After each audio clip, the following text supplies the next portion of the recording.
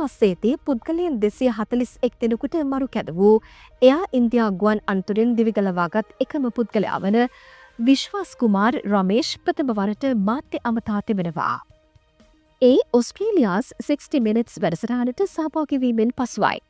එහිදී ඔහු කියා සිටියේ එම සිදුවීම ඉතා වේදනාකාරී වන අතර මානසිකව සහ ශාරීරිකව ඔහු විශාල පීඩනයක් දරාගත් බවයි.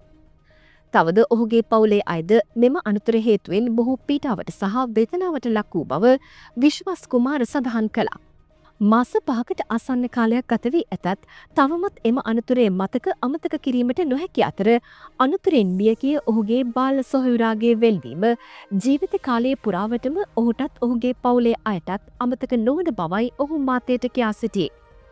වන්දි ලෙස ලැබුණු මුදලද ජීවිතේ නැවත ගොඩනැගීමට ප්‍රමාණවත් නොවන බවද ඔහු කියා සිටි අතර ඔහුට දැනට මලුම් වෛද්‍ය සහාය, දිගු ප්‍රතිකාර සහ ජීවිතය නැවත සකස් කර ගැනීමට උපකාර අවශ්‍ය බවයි සඳහන් කළේ.